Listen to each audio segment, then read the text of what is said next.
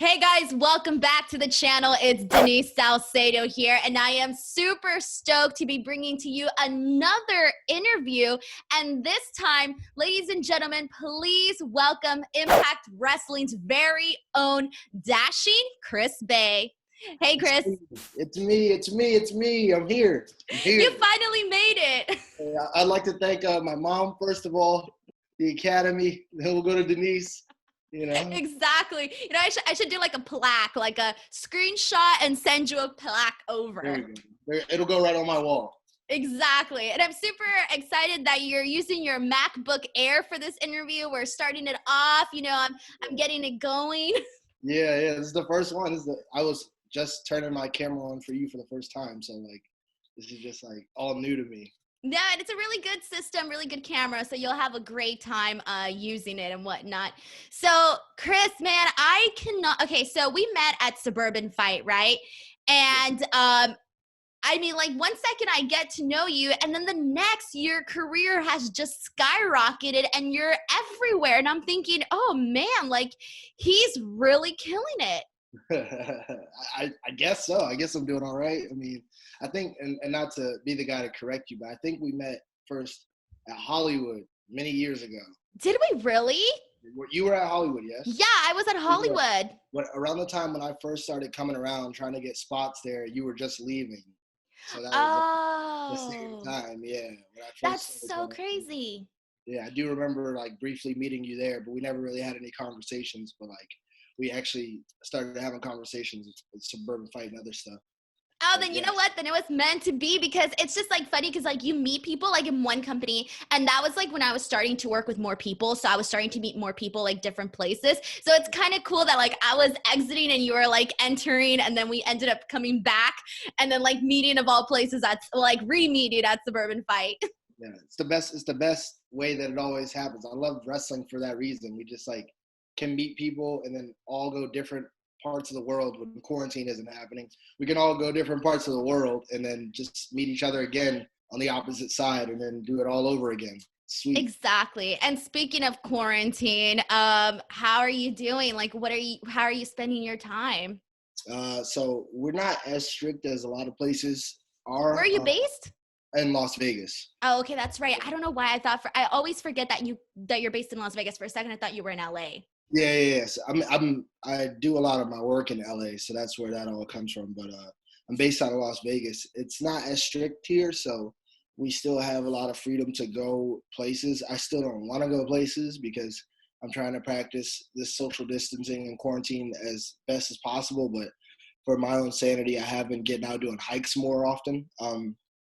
Just did one maybe 2 days ago. I did one a couple weeks ago, and I'm planning one for this coming Friday. So I'm just trying to, get some fresh air and stuff like that. But other than that, it's just been a lot of at-home workouts, a lot of coming up with new designs, a lot of writing music, just everything that I don't need to leave the house for. And this is the first time since I started training, since I started wrestling, that I've been in the house for this much time. So everything's just different. It's just different. And I'm glad that you say that you're using this time to, you're still working out, obviously, and you're working on music. You're using this time instead of just being oh, I'm going to lay down and watch TV all day long. No, you're using this time to benefit the future you. Right.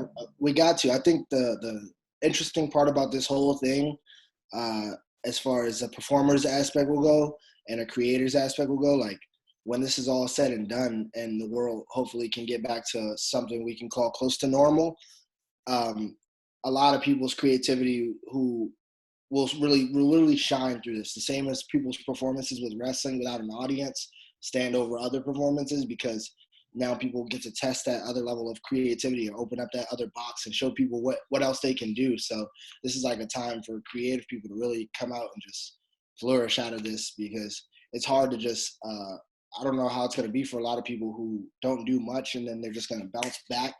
I don't know how there's going to be a bounce back, rather than we were doing this and now we all got off course. And when we get back on course, it's a whole new car we're driving. And people are oh, wow. That's kind of the way I look at it from a creator standpoint, because I want to still be doing new stuff. I cut my hair a little bit, maybe I try to always switch it up. So it's stuff like that where it's just I think from that creator standpoint, just is going to be a lot of new art that's out in the world. I'm excited. That's really good. And like one of the things that you have to stay is positive. You got to really take care of your like mental state during something like this. And I think you're doing just that. So that's awesome. But now before we get into the big part of your career right now, I kind of want to go back a little bit and talk a little bit about your early career. So how did you get involved with wrestling? How did you get started? Okay, gotcha. How did I get started? So I won this raffle. Just kidding. Now I was like, wait, what? Where is this going? I I was like, was you gonna won a take it a lot raffle? further. I was gonna go like all the way, but I would have probably broke somewhere in between there. But so I always wanted to be a pro wrestler. Like this was just always my dream to wrestle and entertain. Since I first saw wrestling when I was 3, and probably around the age of like 7 or 8 was when I really realized that it was what I wanted to do with my life. And I picked up other stuff along the way, like skateboarding and YouTube. I started YouTubing when I was I think I was 12 when I started YouTubing and Wow. started the channel. So I was posting content about wrestling reviews and building wrestling friendships and networking on the internet back then. This was 2008 and 2009. Like this That's was, like the gold time to be on YouTube or you know, what? like, yeah, 100%. And I'd like to say that we were at the forefront of a lot of the wrestling content when it came to replica belts and stuff of that nature that were being uploaded. Me and a small handful of guys who I still keep in contact with these guys to this day, and they're all over. So shout out to all those guys. But it was always just wanting to be a wrestler. And then when I was 20, I always told myself when I was 18 and I graduated, I was going to go to college and then eventually train to wrestle. But I knew when I was 17 and we're getting closer to graduating that college wasn't going to be for me because I didn't have a real passion that I wanted to learn through college, through school. And I know we weren't going to have the money to afford that type of luxury. So it wasn't going to be in my best interest. So instead, I started already looking at school. So I was probably like 17 in computer graphics class, like emailing Ring of Honor and emailing like all these places, trying You to went straight to the top. straight to the top, you know, because I didn't know no better. So they're Yeah, like, of yeah, course. come back when you're this age or come back when you're that age. And I graduated and I kind of had a rough start out of high school, just getting my feet solid and planted. But I ended up getting a job at this barbecue restaurant, Rockland's. If you're ever in the DMV area, they have 4 locations. Rockland's Barbecue, really really good stuff. Sounds good. If anybody likes barbecue, uh, I but I knew I needed to wrestle, so I would tell people at the job about it. I was at that time I was taking workouts more seriously, and I was starting to build muscle because naturally I was a skinny kid. That's why I still have like a slimmer frame. But naturally, like when I started working out, I was probably like 110 pounds. So it was a lot of just like You're like, this is bulky for me. it was the hardest bulk, you know, and I just knew when I watched wrestling that everybody was bigger, so I had to be bigger. And then when I was 20, my dad passed away, which was super rough on me in a lot of different ways. But selfishly, one of the first things I thought to myself after it happened was that he was never going to see me pursue my goal of wrestling, which was kind of our relationship my entire life to that point, which was just me fantasizing on wrestling and asking him about this wrestling and asking him for tickets to go to this event. And he took me to all the events growing up. So for me, when that happened, I was just like, man, these last 2 years, because the last 2 years from 18 to 20, I didn't talk to him too much, but it was mainly my own pride where I just felt like he was going to be ashamed of me because I wasn't pursuing the only thing I talked about all my life, which is to my own fault, of course, thinking that that was how his perception would have been. But I knew he was proud of me and what I was doing. It's just, it was my own pride, you know. And after I lost him, I remember the weekend of his funeral was WrestleMania 32. And I had never watched really wrestling with someone who likes wrestling the way I do. So one of my close friends who makes wrestling belts, who made almost half of the championships I've won now in wrestling, and that was through me connecting him with these companies. But at the time, he was making belts for WWE and NXT and a couple other people. But me and him were close friends. So for the funeral and WrestleMania weekend, as soon as we buried him, I got on a flight and went to Connecticut to hang out with my friend that weekend and watch wrestling and just escape. So here we are, like watching NXT Takeover and watching Hall of Fame, and then opening match WrestleMania 32, the ladder match. Zack Ryder wins, and his dad gets in the ring and him and his dad are sharing this moment. And I just remember that moment ate me alive. And I remember like thinking and just surveying everything and just being like, it's got to happen now. Like I have to figure this out now before it's too late and my mom doesn't get a chance to see it, you know? So I had just came from Vegas for my 20th birthday, and I love Vegas. I love the weather. I love, you know, the energy. And I realized they have everything. So I figured they probably have wrestling. So I Googled and I found FSW, Future Stars of Wrestling. And I saw a video of a guy named Killer Cross. You might have heard of him. I might have heard of him. Karrion Cross. And I remember seeing this promo of him at FSW, and I remember thinking, yeah, I don't know who this guy is, but this guy is good. Like, so I called FSW and I talked to the owner, Joe DeFalco, and he told me, you know, who all they had down there. We got TJP, we got Kenny King, Sen Bodie, the list goes on and on and on. D'Lo Brown, you know, just endless people that he just name dropping. Matt Hardy at the time was still around there, so I was just like, oh, well, yeah, I'm sold. And I was like, I'll see you in a couple months. And he was just like, okay, you know, hears that all the time. And I think maybe the next week I got paid and bought a one-way ticket to Vegas for the summer. And I remember like going to my mom's room, and after all the time telling her I was going to move, and her not believing me, I remember going in her room and being like, yeah, I'm going to move. And she was like, yeah. And I was like, nah, I just bought the ticket one way, no insurance on it. Like, you're serious now. It's going to happen. And it was just a whole countdown for me because I grew up in the same town around all the same people. So it was just like a big countdown for me to finally leave. And some people didn't know whether I was going to be gone forever. Some people didn't know whether I was going to last 2 weeks. But I knew for me that this was the beginning of forever and that I was never going to go back. And I knew no matter whether I failed and I lost every aspect of reality with everything that goes on in real life outside of wrestling, I would never go back because I just couldn't. And I had to make this happen. So I moved here in July of 2016, and I started training at Future Stars of Wrestling in August 2016. And I got my first pro match in October of 2016.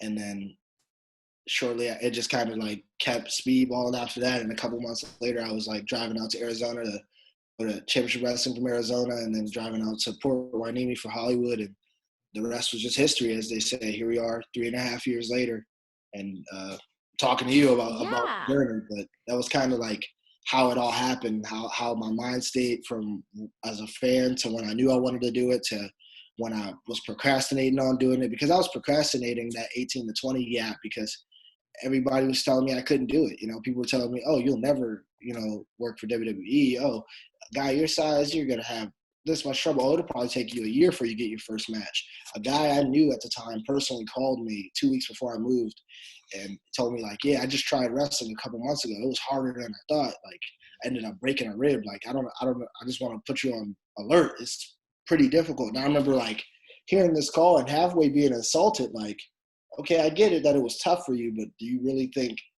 it's going to be that tough for me? Like, do you really want to match our work ethics? And not to be like, I work harder than you, but everyone works at a different pace. So it's like, what's hard for you might not be hard for me, and what's hard for me might not be hard for you. Like, it just felt like a real weird place because it, more than him just trying to put me on alert, I took it as you can't do it. Like, I took it all my life. Everyone was telling me that I couldn't do it. So to be sitting here right now, signed to Impact Wrestling, 11-time champion across the independent scene, like, and wrestling for most of the major top promotions and wrestling a lot of my idols growing up, you know, like, I wasn't supposed to be here according to everybody else. So that was a part of the reason why I procrastinated for so long. But once I had that tragedy hit, it was just time to really go and make this a reality. And I wouldn't change anything that's I sacrificed over the last couple of years, the time, the energy, my health, my hair, because I'm so serious about my hair for the last so long. But since I started wrestling, I've lost like 10, 15 dreads. All the stress.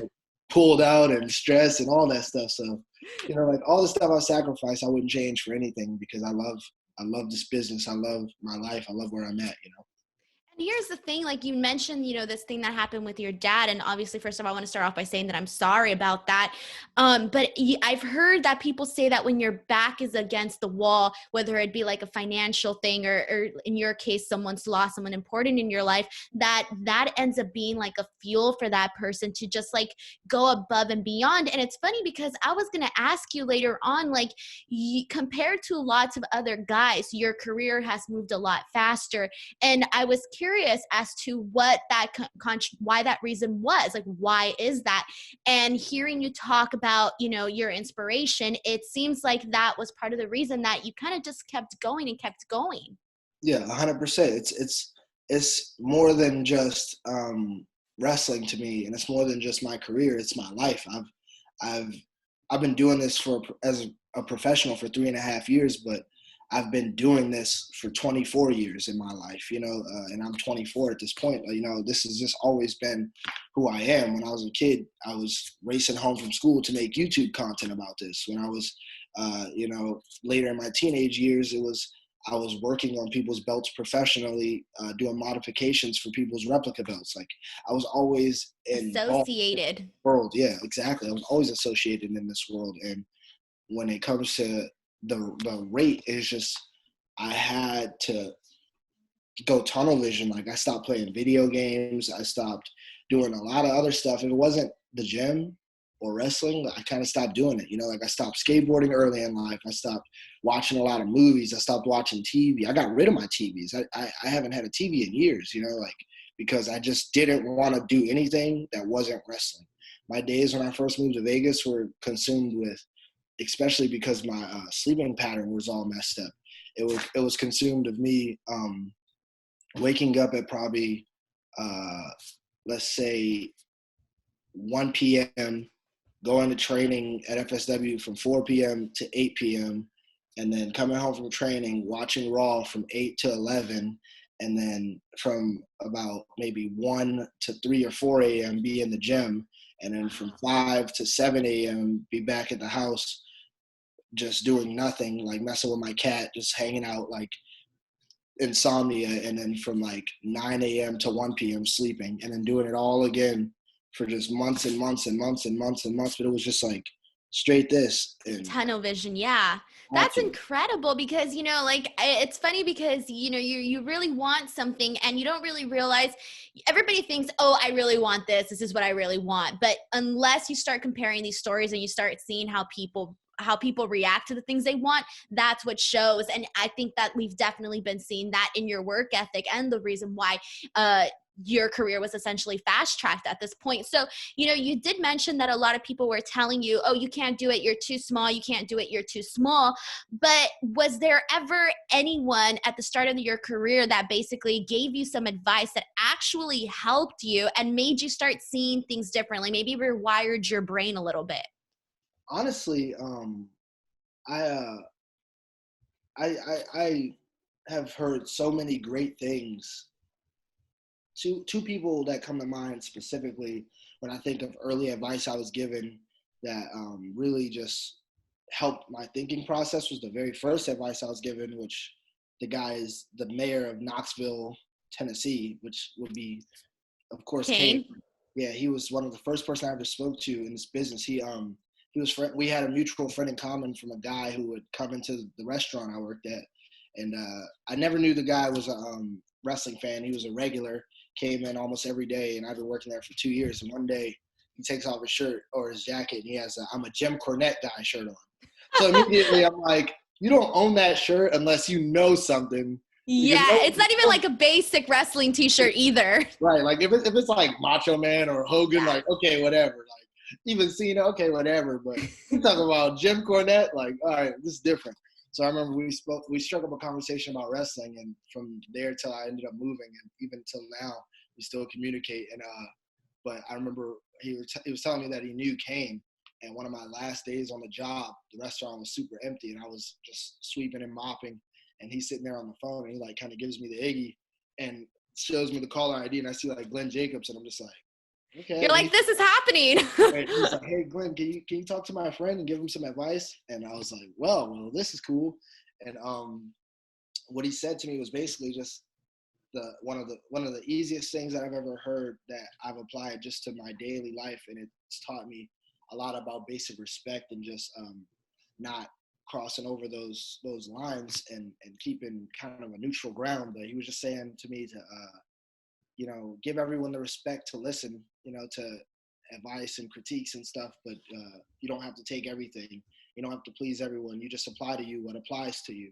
And it's a very simple concept, but for hearing it from the first time, just being like, okay, and then getting into wrestling and understanding how the business works and how it, with your vets and with everything, the way everything was working, and then the people who would come along and give me advice and thinking, it never put me in a position to look at someone and think, why are they telling me this? Like, who is this person to tell me this? It always kept me, no matter who you were, no matter who you are. I even ask, fans sometimes what they think of stuff, personally about what I do, because everybody's opinion on what they're seeing matters. Everyone likes something for different reasons. So I may think it's the coolest thing, but this person may not because of this reason, and I would never know unless I ask that person. But they're a viewer, so at the end of the day, they're watching for a reason, so their opinion should count. So things like that just help my thinking and keep me from ever looking at someone as if I was better than them or anything like that. And then, so that's like the first thing that I always tell people and that I always remember. And I remember even meeting him for the first time about a year later when I did WWE Extra Work for the first time. And I remember like approaching him and telling him who I was. And we had a really good, cool conversation. And then later he's coming down the hall and he takes a selfie with me to send to our mutual friend. And I remember after the selfie, he goes to walk away and I just think to myself, Kane just took a selfie with me.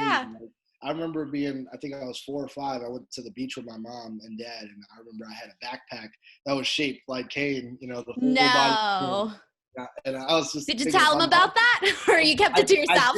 I did. I kept it to myself. But one day, if my mom ever finds pictures, I will put the side by sides up on Twitter. But. And it's funny because he didn't have to do that. I mean, I'm sure he's been asked for advice a million times and just thinks, yeah, kid, you're never going to pursue it, Exactly. And I think for that reason alone, all of that tied into what he said changed my whole perspective, because like you said, he didn't have to say that. And here's a guy who's been WWE champion, world heavyweight champion, WrestleManias, everything, and now a mayor. Here's this guy who's just talking to some 20-year-old kid on the phone. Right. So just the way he treated me helped me treat others better. So that was the first advice that really stuck with me. And then other than that, Cross is Killer Cross, a real help in my thinking process and in my career. He's a very smart man. So even from our stature size differences, he was able to teach me a lot that was going to help me develop character and help me develop branding and figure out about marketing and how to present myself to be able to be taken any way I wanted to. And it took me a while to get that, because the first character I tried to pursue, but once I started understanding the concept more and I came up with the creation of finesse, that's when I really started to figure out how to make my size work to my advantage in all situations. And working with people like Kevin early on helped me learn how to work as a little person in a big man's world, because at the end of the day, I always want to be world champion. I always want to be the top guy in any company I'm at. So I know I'm going to have to face people of all statures to do that. So early on, wrestling with him instead of just wrestling someone my size all the time helped me learn how to perform against a larger opponent and not just stay in this division of this smaller bubble and make wrestling work for just my size with guys my size. Instead, I made it work for a guy my size in the entire landscape of professional wrestling. And for it, I've been able to have great matches with, Brody King, Hammerstone, Cross. All big guys. Luchasaurus, the list goes on. And I'm very fortunate for that advice. And, it's interesting because one of the things that you mentioned is marketing and branding yourself as a wrestler, and and your specific brand, not just as a wrestler, but your brand within that.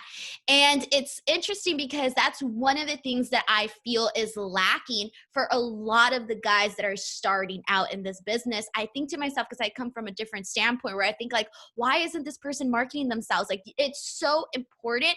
And I don't think a lot of people really realize that. So when I heard you say that, I was like, yes, because I think it needs to be a bigger conversation, but because it's so new, branding and social media and all of that stuff, it's not necessarily being maybe taught, but I Yeah. think it should be. Yeah. No, 100%. 100%. So now let's go ahead and jump into the fact that you recently got signed by Impact Wrestling, and that was huge, okay? And tell us a little bit about what led to actually making the decision to say yes and signing with Impact. So we talk about personal goals and dreams in this business.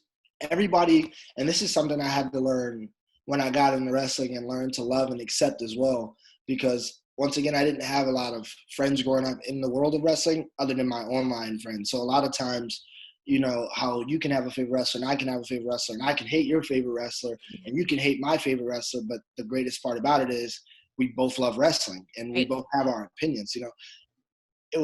It was kind of hard and weird for me to accept that at first because I wasn't used to other people like having other opinions about wrestling, because it's usually just myself hearing myself think about it, you know. So I was just like, that part was kind of weird, of course, but through the process of thinking like that and doing things that way, I started to realize that it's all about your own goals, you know. Like, my be all end all when I first got into wrestling was WWE, and then after the first time I saw WWE for myself backstage from that environment, I was like, this is a crazy machine. This place is amazing.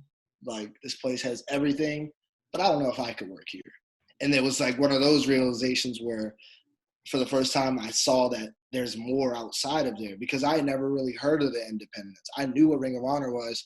I knew, of course, of Impact because I had watched Impact, but and I knew like of Lucha Underground, but other than that, WWE was all I knew. So when I got in and I saw Championship Wrestling from Arizona and then Championship Wrestling from Hollywood and then all these independents all across the world, I was like, oh, wow, there's this much wrestling out here? Like, I didn't And there's even money know. to be made now that way. There's money to be made now that way. So that was another reason at first why people keep that bubble of WWE like as the top thing. But then I realized that money wasn't going to be my happiness. You know, of course we all need financial stability, but at my age and at my time, I need to chase happiness and goals. That's how I feel, and make money. So, but I also have to be able to have a lot of freedom and a lot of creative room to stretch right now, because I've been doing this for a short amount of time. So at the same time, I have a lot of room to grow and develop. Impact specifically, from starting with them, I remember 10, 11 years ago being on YouTube, unboxing the Impact World Championship replica belt and talking about Impact in my videos. So when I first started working with Impact, it was one of those things where it's just like, oh, this is sweet. Like, I used to talk about this. And then I see the comments on certain YouTube videos. It'll be like, yo, this guy used to make videos and now he's like doing this stuff. And I'll see it on everybody's videos, any company, and all this stuff. And then I started doing more and more work with Impact. And then we fast forward, or we rewind to last year, April, when the episode aired on Explosion on the Impact Plus app, me and Luchasaurus. And I loved that match. I had a lot of fun with that match. And then we fast forward to the summertime. By this time, I started to put on some more muscle, and we did the Unbreakable in California, and I did 2 shows with Impact that weekend. And then fast forward the next month, Impact comes to Vegas, and I wrestle Jake Chris for the X Division title, and then I wrestle Daga. And then the next week, or I believe it was the next week, I'm wrestling on Ring of Honor, and then the week after that, I'm on 205 Live.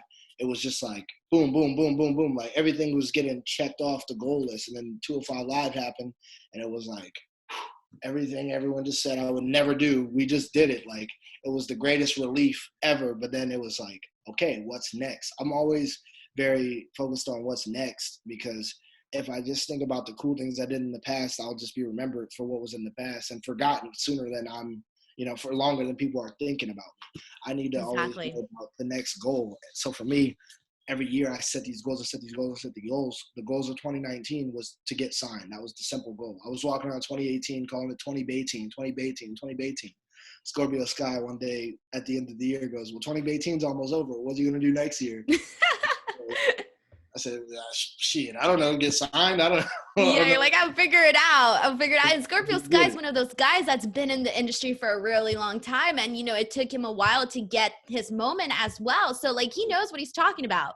He really does. And I'm so glad that me and him have been able to not only build a relationship, but share on-screen time together and matches. I remember the first match where I really felt like I was starting to get it and learn and have fun was the match I had with him, the last match of 2017, which once again, at that point was a year into my career. So like, there was a lot of stuff that like a lot of great people I was able to work with early that helped my development.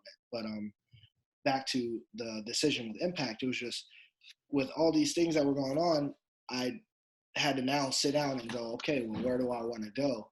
And then there was this AEW here in Rising, and then I was just messing around and I did the thing with Cody where I tweeted him out the old picture that I took with him the summer before, and then he responds to it, and then it was like, okay, this is wild. And once again, 10 Did you expect that? Did you see that coming?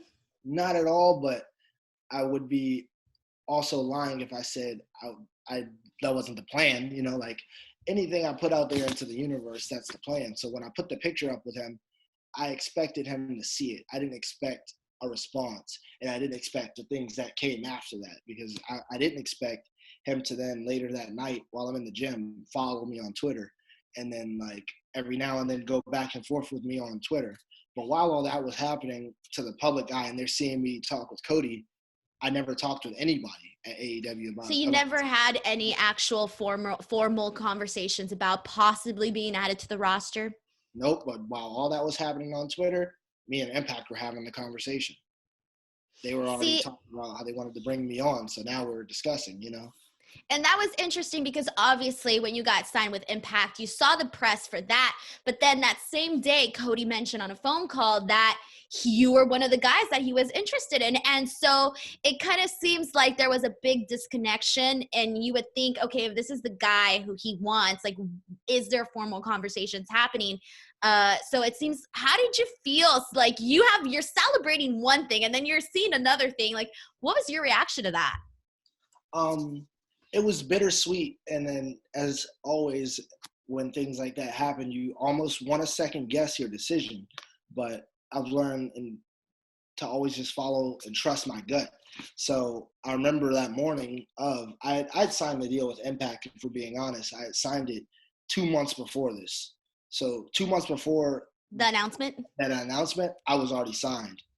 So the whole time while there was still like the sign Chris Bay hashtag and stuff, I was already signed. I was just riding the wave of what. Hey, free press, free promotion. And that's what it was. So I remember waking up, and as soon as I wake up, like I see like a couple people tweeting about Cody talking about me. So like I remember checking my phone, and then like seeing a lot of posts about it, because it had happened maybe 30 minutes before I woke up. So that's the worst, when you're asleep and you wake up to news, especially news about you. Right. Like, what if he would have tried to call me on a live call, like stuff like that. But, like, what if I was asleep for this, like, so I remember I see that. And then shortly after I see it, I find the clip and I listen to it myself. And I was just like, I remember thinking like, maybe if this conversation would have happened. And then he DM'd me and asked me to text him. So I shot him a text message, and then he asked me if I had signed anywhere. And I told him I did.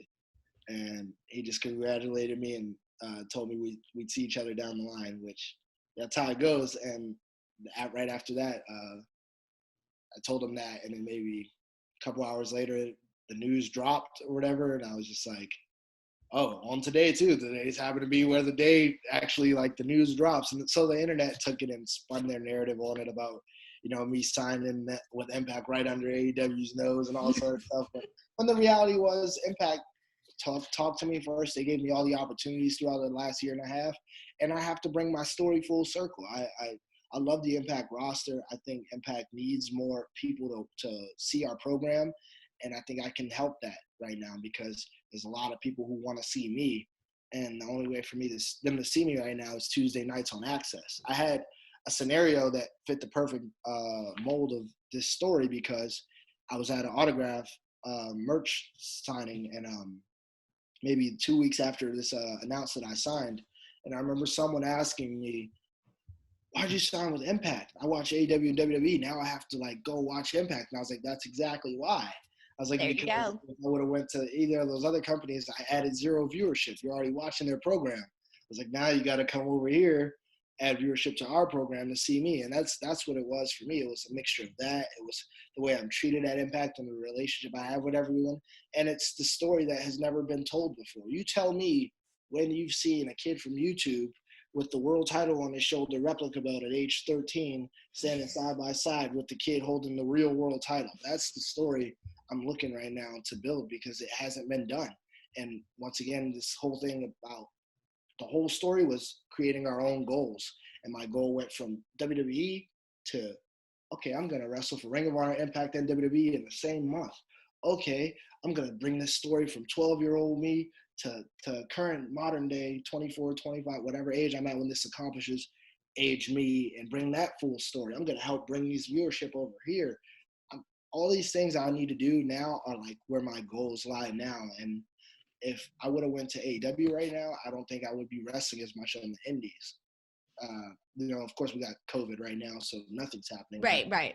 I need to still be able to wrestle as much as possible right now while also having TV exposure, because I still want to learn. I still want to become one of the best in the ring. I still want to wrestle all the best and have the freedom to wrestle all the best. Think of all the people who were just released from WWE who I could now have matchups with outside of that bubble, and pick up knowledge from and take to my next scenario or situation or performance. That's what I look for. Those are my goals. Right. And it's funny because, every time I'm listening to people that they get signed here or they get signed there, obviously we all analyze, I analyze, etc.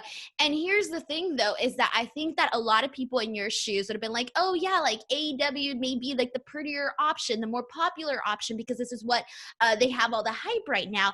But you have to look at it a different way, I think. And I actually thought that the route you decided to go was the best way, because you have to see what's happening right now. For example, with WWE, like there's still a lot of talent that hasn't had their moment yet.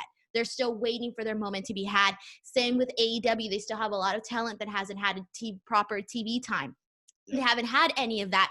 And at Impact, you're going out there and you're like, dude, I'm doing it. Like, this is what I'm doing. And I mean, look at people like AJ Styles, who basically had Impact, carried Impact on his back and did all of these amazing things. And look at him now making like millions of dollars with WWE.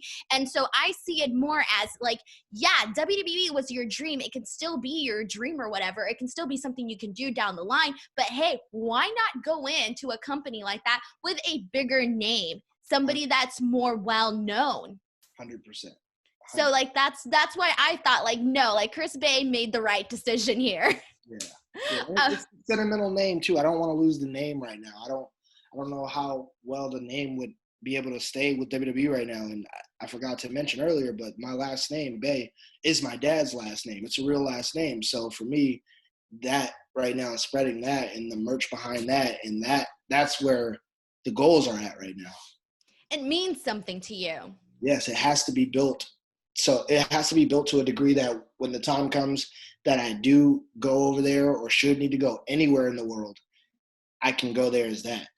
So now, obviously, you started off with Impact. You were doing their tapings, but you were essentially just an extra. And now you're actually signed talent. What is the difference for you? Like going in, what was the difference like when you went in as an extra? Like, oh, I hope I get a match. And then now you're like, I'm part of the show. I'm the show. Like, let's get it on. What's the difference for you? I think the biggest difference that I've realized for me is just that I can finally let down that slight guard of not getting too comfortable, because it wasn't my locker room.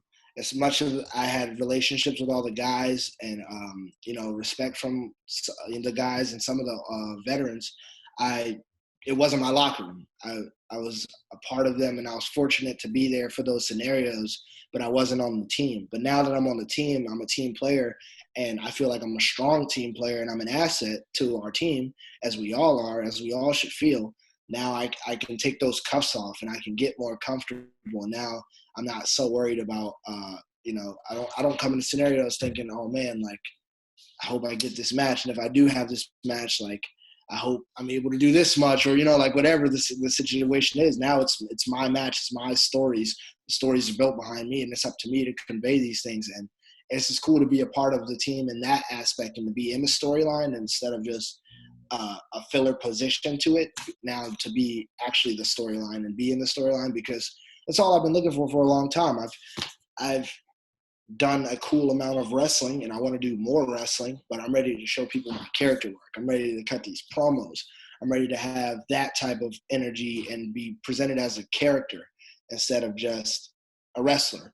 So now that I have storylines and I'm a part of these things and I'm on the team, I can be that team player that I wanted to be from the jump and that I did from the outside position. Because even in that outside position, when I was coming in for the one-offs, I still treated it like I was a team player. I just didn't, I was just a sub at the point. At that point, I was just a sub, and I could cheer for the team, and I could wait for my spot to come in and hopefully, come in and do a little something to show people that I understand how to play. But now, we are the team together, and I have a spot guaranteed, and I'm a part of everything going forward. Like now when I see the cold open for the Rebellion show and I see clips of me in there and stuff like that, I'm like, hell yeah, like this is exactly what we worked for right here.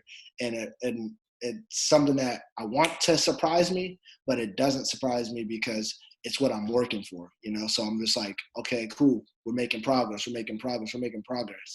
That's how I look at it. Exactly. And now speaking of Rebellion, I have to ask you, Sami Callihan on Sports Illustrated basically said that Impact went above and beyond. What was your experience like? What measures did Impact take that you felt were good? And how did you feel doing the tapings in Nashville, given right now the situation? I thought we did a really good job with making sure that we exercised everything that's being recommended with practice for social distancing to the best of our abilities with the situation that we had at hand. I think as talent, we were all taken care of and we were all accommodated for. I think our sanitation, as far as our location went, was very well upkept. We had people in between each match who were dedicated to cleaning down everything and making sure everything was sanitized, and we gave everything a proper time to rest and we didn't have too many people in the building at too many times. We had everything set up to where there were these hour blocks where X amount of people were going to come in, and then there's this hour block where X amount of people are going to come in. But there was never too many scenarios where we all had to be jumped up and that never really existed. So I think they did a really good job protecting us and making sure that we were able to do what we love to do, provide a quality show for people that I think people are enjoying. Yesterday, I saw a lot of tweets about it. I know I'm excited for my episode to air next week, the Chris Bay Show, aka Impact Wrestling, and I think that we did a killer job. Like honestly, going into it, it's one of those things where once you say yes to that, you're now just trying to understand what you said yes to, because you're not actually there living it. But after living it and being here to tell you the story, we were very well taken care of and made sure that we were all accommodated for, and none of us felt uncomfortable. If we did feel uncomfortable about it, arrangements were made. Everyone came out of it happy, and I think that will show with the program that will be aired and with what everyone's going to see in the next coming weeks. People should be very happy with it and very thrilled with it, and we were able to do what we do. So I'm just grateful for that, because without that time to do those tapings, this has been the longest away from wrestling I've had since I started wrestling, like I said earlier. So it's very unusual to me right now. So that was just fun to get back in the ring, and then to do it for no audience was amazing, because for me, like, I have wrestled in front of no audience all the time, whether it was just 2-3 people in the crowd or all the practice matches I had. In order for me to get that match 2 months into my career early on, it was because I did practice matches as much as I could at the training facility to get ready. And I had all that stuff filmed, and I would watch this stuff back, and I would try to pop myself. And you know what I'm saying? Like, yeah, I've done that scenario so many times, and I had always thought about television wrestling to the point where when it was now this scenario, I was like, oh, sweet, I just got to perform for the cameras. I do this all the time. This is how I always think anyway. So, and once again, testing our creativity. So once this stuff airs with me, I think we'll be able to further elaborate on creativity, and we'll be able to see what type of a job I did with that environment. But I think it was something that I was able to thrive in, and I was stoked to do it. I can't wait to hear a crowd again and feel that energy of a crowd again. And all the bumps suck 10 times without a crowd. But I think I did a killer job, and I think our whole team did a killer job. But I just gonna rub that off my shoulders for a second. Yeah, you have to. So we'll be seeing you Rebellion Part 2 in a 4-way. So that's going to be really exciting. So now one of the things I do want to ask you before we jump into the lightning round portion, I do want to ask you, who are some of the guys that you want to work with on Impact? Oh man, I could say everybody on the roster, but I don't think I have time, even though I have time, because we don't have a crazy long roster. Yeah. Once again, to your advantage, what we were saying earlier, everybody gets to be on the show. There's not anybody who's sitting in the back who hasn't had the TV time. But when I think about people I want to have dream matches with and matchups with that I haven't had matchups with, TJP and I have never worked one-on-one. Oh man, and I think that's going to be a really good in-ring chemistry there. I just think he's one of the best wrestlers in the world. And honestly, I've trained with him outside of things on screen because we both live in Las Vegas. We both, frequent future stars of wrestling. So we've trained together before, and I've seen how smooth he is. I felt how smooth he is. I think me being in the ring with him would be something that would be completely unique, completely fresh. And for me in those aspects, I would learn so much. He's one of the best in the world to me. And so he's always who I say number one. Desmond Xavier and I have never gone one-on-one, and I think that would be a crazy matchup for anybody to see. Same with Zach. Trey and I have gone one-on-one, and we've had matches outside of Impact that people haven't seen. And I think bringing that to our screen, I think a dream match for me would be something like Chris Bay versus Rob Van Dam, which is crazy in itself because one of the first wrestling toys I ever had was an RVD toy, And I'm sure you did the RVD. all the time. It fits right in with me too, you know what I'm saying? CB3. I'm trying to there you go. Got all the titles over here. But who doesn't want to wrestle Rob Van Dam? I want to go one-on-one with Rohit also. Rohit is actually really talented and super cool. I like wrestling with him. We'll get a glimpse of that at Rebellion, a glimpse. We get a glimpse of that at Rebellion. We got a glimpse of it at the 8-man scramble we did on Impact a couple weeks back. There's then those little hints in there, but I think that match would be money as well. I think we've never seen Chris Bay and Sami Callihan. That has never happened. We've never even been in the same ring at the same time. So I think that's something waiting to be seen. I think Chris Bay versus Rich Swann, when he's ready to step back in the ring, one-on-one would be fire. Chris Bay and Willie Mack has happened so many times on the independent scene, but now let's put that on TV. Let's put these two. Can't get enough of that. Can't get enough of it. And he just won the X Division title, so clearly he has what I want because I've been telling the world that this will be the finesse division real shortly, and he can hold that for me. He's right here in Vegas. He can hold that for me, and I can go pull up on him and take that when I'm ready on some 24/7 championship rules, some hardcore championship rules. I'm going to go get that, you know what I'm saying? But like I said, I could name everybody. Me and Tessa just had a one-on-one match a couple weeks ago. Fire. Like, I thought I have been saying for years that she's one of the best in the world. So I could, Josh Alexander, like me and him, masterpiece. He's so, I could go on forever. Clearly, I'm naming the whole roster. You're like, just go impactwrestling.com, pull up the roster. We got to go from there. Because, like I said, I love the roster. And yes. I think we're so under appreciated. So if anyone can help, and for me, I feel like a way I can help, and it's a very small way I can help, is me being out there and being a part of the mix with these people. Because now the viewers that I bring in and the people who watch wrestling, who are just fans of Chris Bay, the casual fans of Chris Bay, not of wrestling, can come in and see these talented performers that I'm working with and see that we have, stars everywhere across the board. It's not just myself, it's everybody. Right. And that's one of the things, as an Impact fan have been for years. They're going to their shows were always quality shows, like top to bottom. There was going to be like several matches at the end of the night. You're like, oh, I like this match. You're recapping the best matches of the night. And I know that I always had several while attending Impact shows. So now, first of all, I love this like interview because you're so real, so insightful. So like awesome job. Like I almost feel like we could easily do like a part 2, part 3, part 4 series and kind of keep going from there. But we're going to switch over now to our lightning round game. And this is basically how I close out my interviews, where I ask you 10 questions about yourself. You answer as fast as you possibly can, and it's like really fun. Okay. All right, here we go. It is now time for lightning round with Chris Bay. Here we go. Question number 1. What has been your most favorite career moment? Winning the FSW Heavyweight Championship and John Morrison helping me do it. Yes. Question number 2. Describe your first match ever in one word. Me. I'll never. Oh, in one word. I'm sorry. It can be. No, you can do multiple words. It's fine. It's fine. Oh, okay. Look, me. I'll never take pile drivers ever as long as I wrestle. First match, I lose to a pile driver. There you go. You can't plan it. Question number 3. Who are some of your favorite music artists? Post Malone, Drake, and right now, Don Toliver. Nice. Question number 4. What is your favorite city to wrestle in? LA. Yeah. Question number 5. What was the craziest spot you recall doing at Suburban Fight? Oh, it was most likely taking the shooter from Alex Zane off the stage through that door, because the door was already like cracked in half. So I was like kind of planting on the door. So it was just like I hit my head on the concrete. Bottom line. Yeah.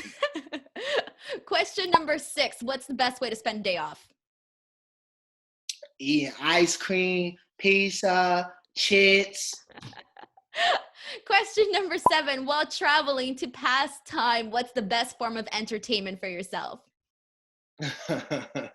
This would be either wrestling road stories or lightning round theme song challenges. Oh, nice. Yeah. Question number 8. What's your all-time favorite movie? Willy Wonka and the Chocolate Factory. The original. Oh my God. Yes. Thank you. Yes. I hate all you conspiracy theory people who try to just make the movie so evil and think. Stop that, okay? Are you mad at Grandpa Joe too? That's what I'm saying. This is Gene Wilder. Yes. Question number 9. Roller coasters, yes or no? Yes. And last question number 10. Pizza, chicken strips, or hamburgers? Pizza. Awesome. Chris Bay, thank you so much for this interview. It was tons of fun, and I honestly cannot wait to see what you're going to do at Impact Wrestling, and I cannot wait to watch your stuff, honestly, and I can't wait till we're at a show again together. Yeah, that's awesome. Seems like forever away. Thank you, Denise. I appreciate it. This is a lot of fun. I've been waiting and hoping that I got a chance to sit down with you and do one of these one day. Yes. So, and it's funny because I was going to ask you at the shows, but I have to tell you, like, I'm really shy. So I don't really go up to people. Like, I keep to myself. So, like, I was like, huh? Is that what it is? You're shy? No, for reals. I am shy. Like, I don't go up to people or talk, but then I was like, dude, like, Chris Bay is like one of the coolest people that I have met in wrestling. Like, I think you're one of the few people that went out of your way to come and talk to me. And I was like, oh, I have a friend now. Yay.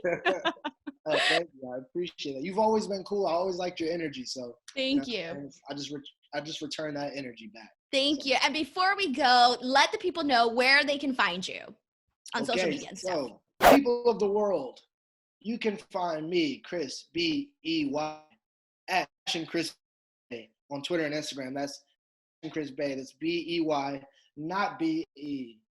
I know that's what you wanted to be. Find me on there. I just created a Pro Wrestling Tees account, so I should have some stuff up there in the next couple days. It'll just be under Chris Bay. You can find all the music on all platforms, Spotify, Apple Music, iHeartRadio, Pandora, YouTube, whatever you have, it's on there under Chris Bay, B-E-Y, not B-A-E. And on YouTube at Chris Bay as well. You can go all the way back to my videos from 2008 and troll yourselves to sleep at night if that's what you want to do. But I'm everywhere that you are at, and places you aren't as well. And places you are, I'm not at, and then BUI. So that's where I'm at. Well said. Awesome. Guys, thank you so much for watching. Chris, thank you so much for doing this interview. If you liked it, if you enjoy it, let us know. Drop a comment in the comment section. Give this video a like and subscribe to the channel for more awesome interviews like this one. Until next time, we'll see you guys later. Bye. It was a like. I like it. The like. That's the like there.